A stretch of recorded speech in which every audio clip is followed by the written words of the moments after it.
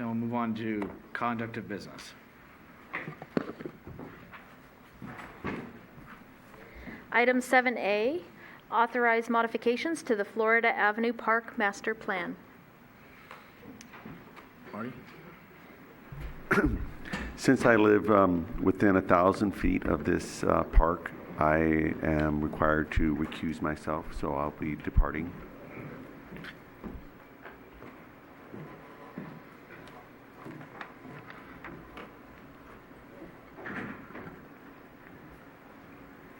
Okay. Through the mayor and the city council member, again, Javon Grogan, city manager, I want to introduce Joanne McGreeny, the city's community services director that will give tonight's presentation. This presentation is about Florida Park, a new park that will be added to our network, a planning for which begun with the site acquisition in 2014.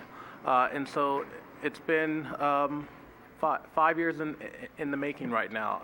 Actually, the city acquired the site October 28th, 2014. So in just a couple of weeks, it will be 5 years since we acquired the site.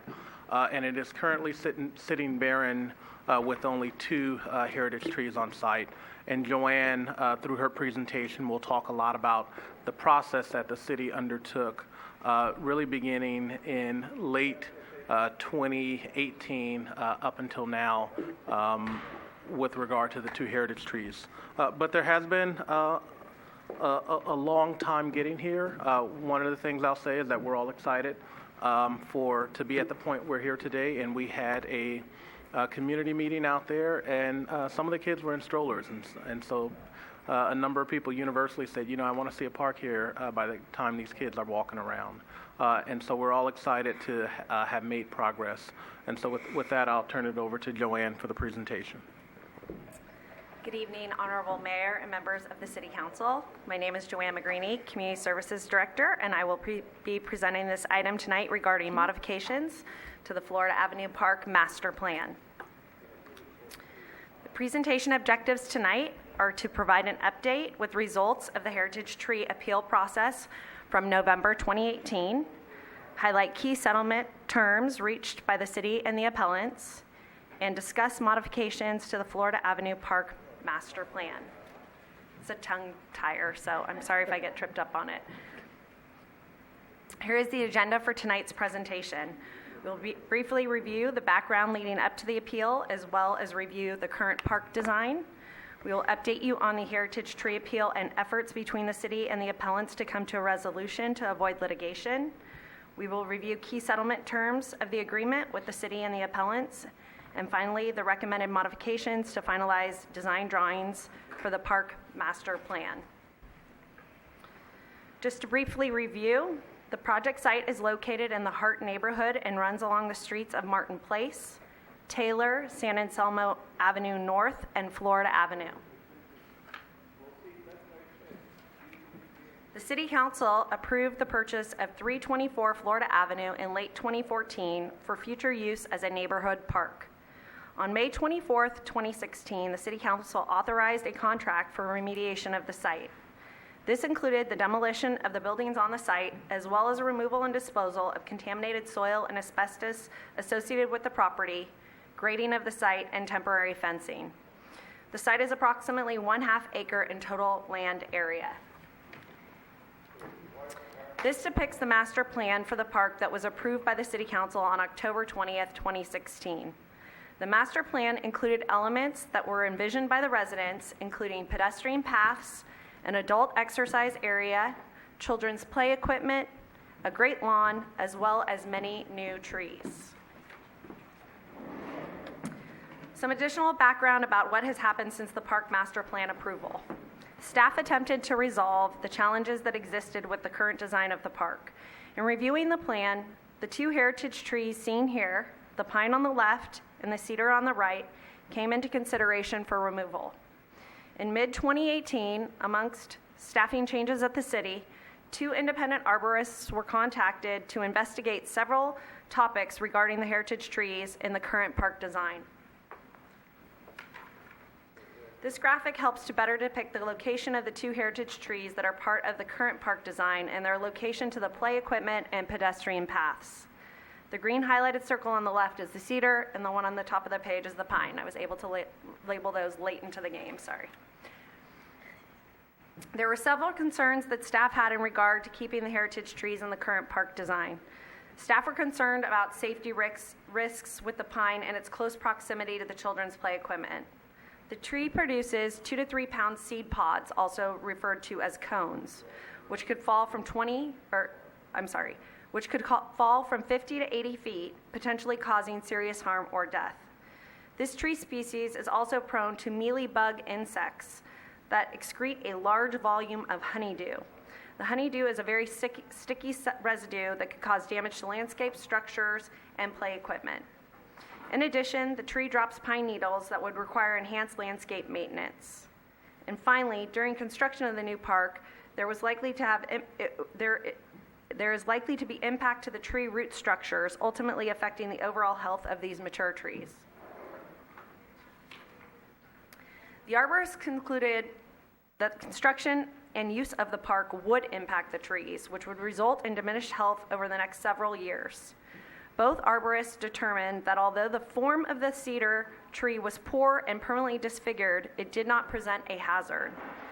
In the evaluation of the pine tree, both arborists indicated that there would be significant safety risks as well as maintenance costs, making it unsuitable for retention. Based on these findings, it was staff's recommendation to remove the trees. This information was presented to the Park and Recreation Commission at the September meeting in 2018, and the commission concurred with staff's recommendation to remove both of the trees. Following the Park and Rec Commission meeting, staff posted the trees for removal on September 20th, 2018, in accordance with Municipal Code Section 8.25.020, which requires a 10-day noticing period. It is important to note here that according to the Muni Code, the requirements for replanting would be 2 24-inch box trees or 1 36-inch box tree. On September 26, 2018, 3 appeals were received by city staff, one by the city clerk's office, one by the city manager, and one by the community services director. All 3 appeals included the same information and were submitted by the same group of 18 citizens. The appeal hearing was initially scheduled for October 23, 2018, and then was rescheduled to November 13, 2018 at the request of one of the listed appellants. At the City Council meeting on November 13th, City staff made a presentation focused on the removal of the 2 heritage trees, citing the reports prepared by the 2 independent arborists. The appellants made a presentation stating that the 2 trees were healthy and the public safety risk was overstated or could be mitigated. The City Council then deliberated, and ultimately a motion was made and seconded to deny the appeal and uphold staff's recommendation to remove both trees, and passed on a 4-0 vote. Following the City Council's denial of the appeal, the attorney representing the appellants stated that they would sue the city based on alleged violations of CEQA if the trees were removed. To avoid a potentially costly and lengthy delay, city staff met with the appellants to discuss whether the matter could be resolved. Those meetings were scheduled for December 19th, 2018 and January 11th, 2019. City staff worked over the next several months with landscape architects to provide sketches that would depict fencing off the dangerous pine tree and reducing the great lawn area of the park. On March 30th, 2019, City hosted a community event at the park location where staff made a presentation and obtained input from residents regarding the alternatives. The alternatives include removing both existing trees, removing the pine and retaining the cedar, or keeping both trees, adding a fence around the pine, and reducing the lawn area. 64 attendees participated in a dot sticker exercise on poster boards. You can see the boards in the lower picture on this slide. They used the dot stickers to choose their preferred alternative in the park. More than half chose the alternative that removed both of the existing trees. Staff also provided residents the opportunity to fill out a feedback form, 1 per household, providing the same alternatives. 40 residents filled out the forms, and over half chose the alternative to remove both the existing trees. During the community gathering, a member of the public asked, if the pine were removed, could the city plant a large majestic tree in its place? Staff did some research and obtained information from nurseries about whether a mature native tree, such as a coast live oak, could be purchased and for what cost. The photograph here was provided by one of the nurseries of what a mature native tree might look like.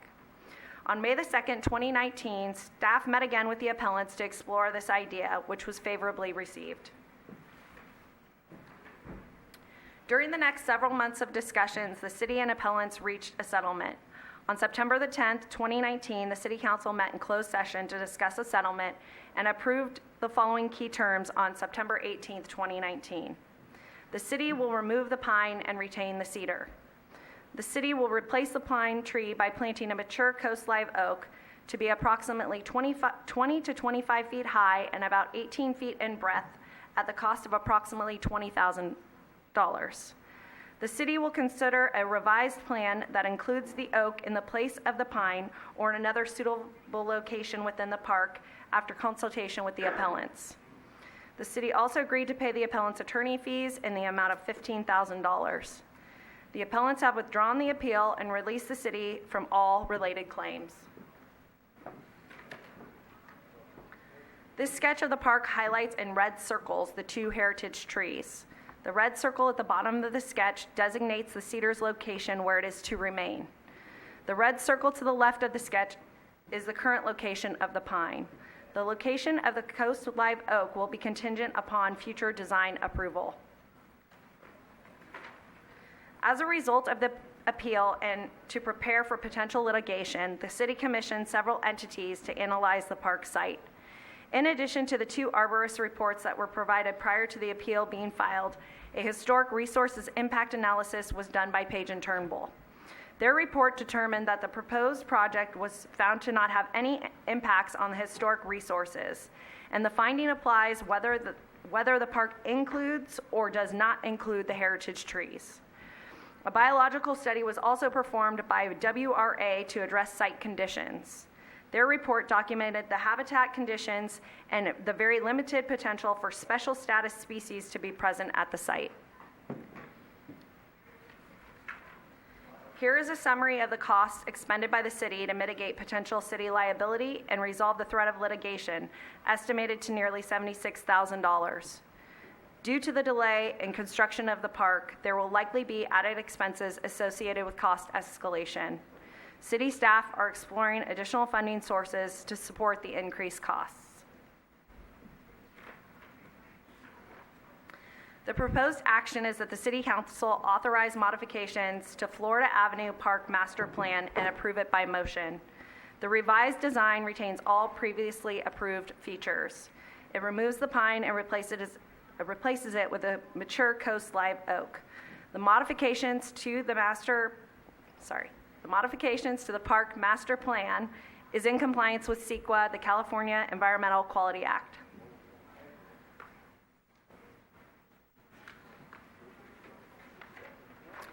If the City Council approves the revised conceptual design, staff will prepare detailed drawings consistent with the approved design suitable for bidding. The drawings will be presented to the City Council for approval by resolution at a later date. The anticipated date for completed drawings would be the first quarter of 2020, with a formal construction bid process to occur thereafter. Construction of the park could begin as early as mid-2020. The recommendation is that the City Council authorize modifications to the Florida Avenue Park Master Plan as proposed by staff. Staff will return to City Council for approval of the finalized Park Master Plan with final design drawings and cost estimates, which are projected to take 2 to 3 months. This concludes my presentation. I'm happy to answer any questions you may have. Thank you for the report. Is there, City Manager, anything else at this point? No. Ma'am? We'll have public comment. Yeah. So that concludes the staff presentation. We're happy to answer any questions. It certainly is a lot of money. I just would like to thank Joanne McGreeny and City Attorney Mark Zaffarano that sort of worked tirelessly on this effort to ensure that at the end of the day the neighborhood got a park, and we had to incur significant costs to make sure that we were clearly not in any violation of CEQA, which we had a really good indication that we weren't, but under threat of litigation, we had to produce these reports and do the negotiations to really prove that fact out. And so I'm glad that we went through the process. I'm glad that we are proceeding, albeit delayed, but we are proceeding. So. And now, if there's questions or comments from the audience, you can go ahead and go to the podium. And then do you have a speaker card too? Sorry. I don't have a speaker. No. Oh, okay. It's my mistake, so I just had somebody cut in front of somebody else, so I apologize. That's my error. I had some questions about the tree because it sounds like what was Could- done could- is traded in a 100-foot tree. Ma'am, Oh, could you yes. speak into the mic Into so the they mic. can hear you at Okay. home? Thank This you. is my first time at a meeting like this. No problem. I wanted to ask about the tree. It sounded like it would be up to 20 feet tall. Is that about right? Does it have any measurement about, usually a mature tree is measured at 54 inches above the trunk in diameter? Do we have any idea about that?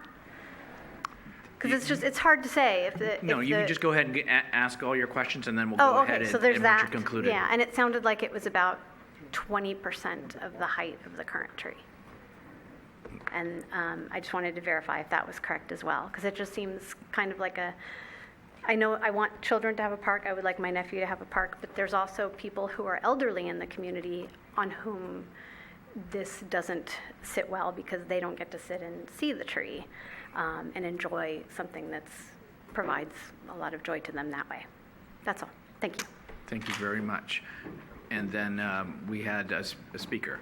Go ahead. Alexander Melendres. Up here again. Hello, council and city staff. Again, Alex Melendres. I am on the San Bruno Parks and Recreations Commission. However, I am only speaking for myself and not the commission. I was on the Parks subcommittee for this proposal, along with then Commissioner Salazar, now Councilman Salazar. Councilmember Davis was also on the commission at the time. Commissioner Greenberg also on the commission still. And I also, I should say I want to thank Director Magrini and City Attorney Zaffarano for their tireless work on this. I attended both of the community meetings. I read all the reports, all that information, and there were a lot of coveted requests: the great lawn, the exercise equipment, the play equipment. The community really wanted a usable multi-use park. But the number one thing I heard during that entire process was that that the park would be delivered in a timely fashion, and that it would be built in a timely fashion. And with all those desires and multi-use, a beautiful park was built, or a beautiful proposal was brought forth for the park. However, I was disappointed to see that several community members chose to delay the proposal with litigation. I feel that hurt the spirit of what a majority of what the community members who also attended the meetings, who gave the public comment, who attended the commission, mentioned was their number one desire, which was to reiterate, deliver the park in a timely fashion with those multi-use facilities. I, with the majority of the commission, voted to remove the two trees, knowing that was the desire and that there would be nearly 24 trees that would be in replacement of the two existing trees. I'm not happy that the process took this long, and I definitely understand it was outside control, and I want to thank the city staff and the city council for their work in trying to move the park forward. But in order to meet that timely desire, I would just like to reiterate, let's move forward with the current plans and proposals with Florida Park. Let's get it built. Thank you. Thank you. So can somebody reply to the question that we had, please? The tree is a 108-inch box tree. 108. Yes. Thank you. Okay, so we'll bring it back to City Council for questions or comments, or? I'll go first. Thank you, Laura. As a former Park and Rec Commissioner, thank you, Council Member. Commissioner. This has been a frustrating project, and it was exciting to get involved with the residents and see their excitement about building a park and really for the kids. It's been an eyesore in the neighborhood for a long time. If I remember hearing correctly in the report, it was 2014 that it got approved by City Council, and here we are 5 years later in 2019, and we're only talking about approval of moving forward. It's not even a built park.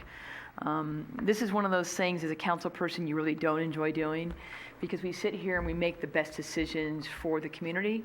I think in the end, really to sum up kind of what happened was the two trees that are existing there weren't originally going to be torn down because the plans didn't include that, and getting out to the property under construction and starting to measure and figure out things, it's like, oh, we've got trees that are in the way. One of the pictures showed really good visual of the pine cones that drop and the things that look like cantaloupe, grapefruits, and then the long pine cones. I don't want that above a playground where my kids would be playing that are in the 2 to 3 year old playground. We knew that it was not the right thing to do, that tree needed to be cut down. And the other tree, wasn't a sightly tree as well, that we can build a beautiful park, add brand new trees, and 2 years down the road really look back at this park and admire it. I'm currently at a new construction site in San Mateo, and we built new trees. It'll be 2 years this November. And I sit in my office and I look out the windows, and the trees are beautiful. They are well established, and it hasn't even been two long years. This project has costing the city a ton of money. It actually has been very painful to go through the process, to listen to city staff, to listen to our attorney. What it's costing us, the delay in the construction, right? I mean, there's a cost, and we're going to go back out and bid this project. I don't even know what that cost is. We know that there's a $75,000 cost we've incurred to this date. So I say to those residents who tried to appeal this decision, was it really the best decision for the community? And now, we're up probably in the $100,000 that we're taking away from a funding that can go back to the community, that can make that park maybe even better, or another area in the town that we can give that money to. At the end of the day, the comments I continue to hear is we want a park built.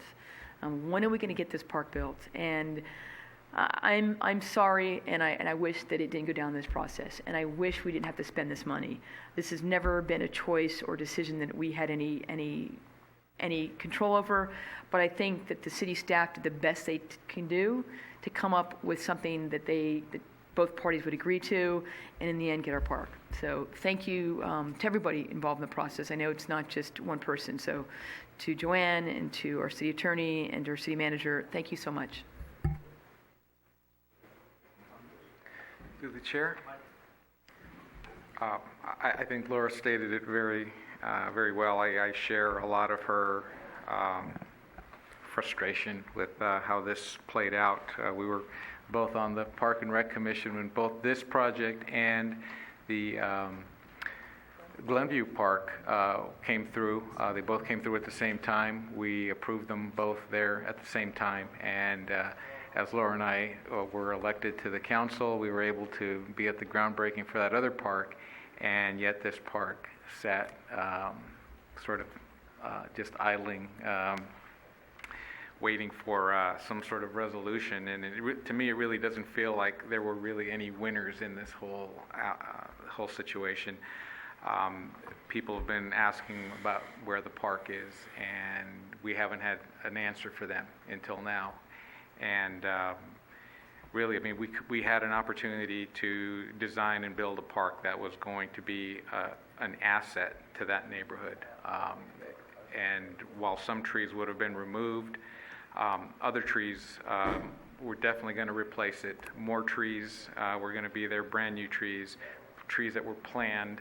and trees that could be carefully maintained. Now we're going to be stuck with at least one tree that we know has some maintenance issues going forward. So that's going to be an added expense to maintain that tree. So I see it as a subpar solution, but I am glad to see that it is finally going to move forward. I made this comment before, and I'll repeat it, that it is very sad that these trees cause so much division in our community, and that it became such a point of contention between neighbors in that area. I think everybody wanted the park, and it would have been nice if after the community meetings that Alex and I both sat in, we thought we had all the issues addressed, and I remember that one of the biggest things was about whether dogs should be in there or not, and we worked past those issues and what should be in the park, and that these poor trees ended up being such a point of contention is really disheartening. But I am glad to see that we are going to be able to move forward, and I also appreciate all of staff's efforts in getting us to this point.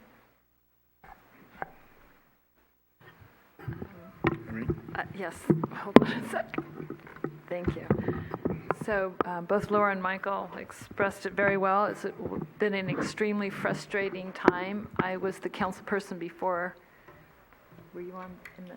Oh yes, yeah, you were. So I was the one that persuaded the council that this would be a fabulous thing to do, to buy that not abandoned, but vacant, long-time vacant house. I used to walk by there when I was a kid coming to the San Bruno pool to go swimming, and that place was empty then.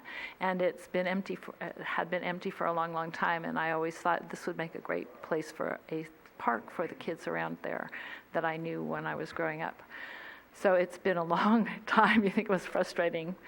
For us, it was a long time dream of mine, and finally the city was able to purchase the land, and we got the plan started. We did the community work and the input that we try to do all the time, and it kind of fell apart because some people had a different view. You heard from the community workshop that we did at the site that over half the people that attended that workshop, and then over half of the people who put in their survey wanted both trees removed.